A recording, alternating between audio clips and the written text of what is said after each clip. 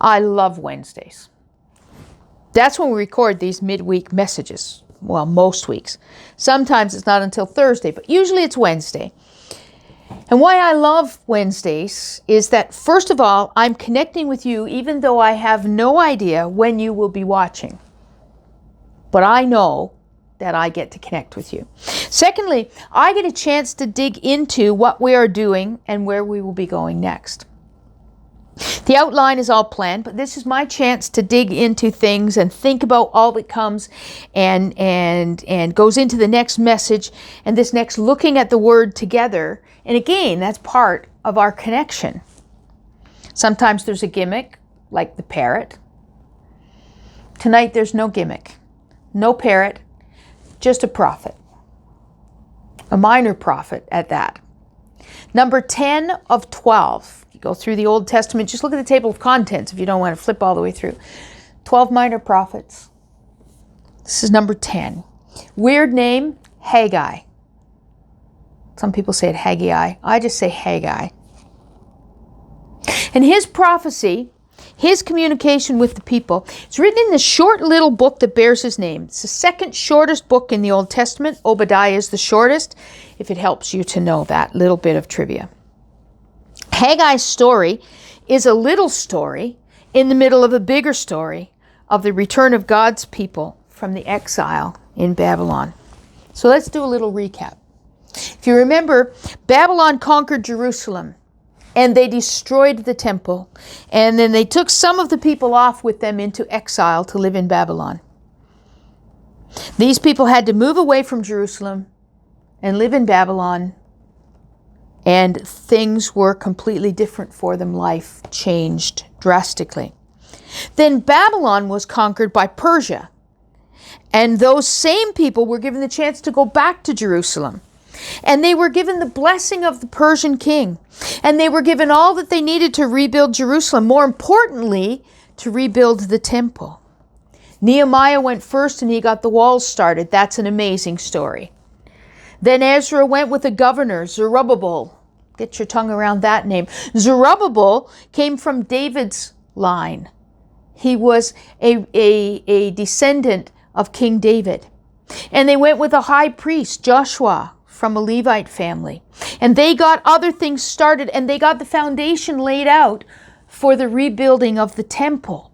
Now, if you remember, we go back to the first in this series, we had the tabernacle. And they were called upon to build the tabernacle, and God said, I will dwell there, and I will be amongst my people. This will be the place where you will know me, where you will worship me, and where we will meet. And then they built Solomon's temple. Remember, David wasn't allowed to build it. It was in God's plan that Solomon would build it. And so they built the temple, and it was magnificent, and it was where they worshiped. And that's the one that was destroyed by the Babylonians. The tabernacle and the temple. This was the place where God dwelt on earth for his people, the people of Israel. And it had been taken from them. It was as if God had been taken from them. And they were devastated. And there was this tragedy of tragedies. Everything they had known of worship and of God with them was gone. And some of them went to Babylon, and some of them stayed in Jerusalem. And there was this whole mix happening for the people and for their culture and for their worship. And then they were given this amazing chance to go back and to get things sorted and to rebuild the temple. And it was fantastic. And off they went with celebration, and the work started well, and things were going right, and all around them, then things started to distract them. A good plan went off course, and the materials just sat there for years. Nobody doing anything about reshaping and rebuilding the temple and reconnecting with God. There was opposition. There were other things to do.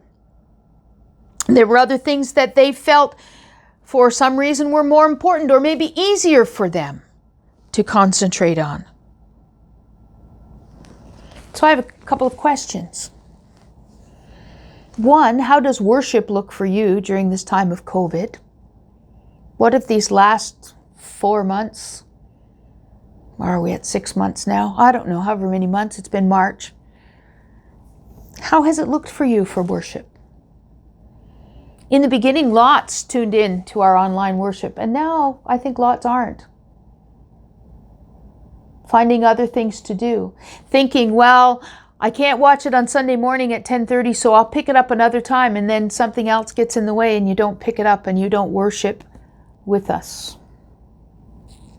That's not a judgment.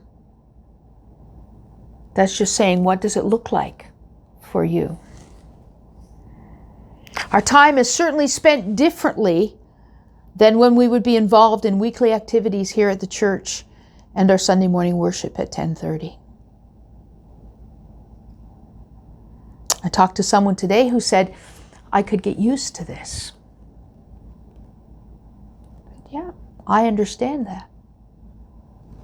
Well, that's kind of what happened to these people who returned to Jerusalem. And one of their major tasks was to rebuild the temple. What will we do with the opportunities that God presents to us when we actually are able to regather? Haggai set out 4 prophecies in his short little book. He speaks of priority and resources. He speaks of obedience and blessings. He speaks of the importance of a relationship with God. And he speaks of things vital to living a spiritual life to the full. And it's all connected with priority. It's all connected with choice. It's all connected with a depth of holiness of life. Take a deeper look at that on Sunday morning, 10:30. Catch us on YouTube.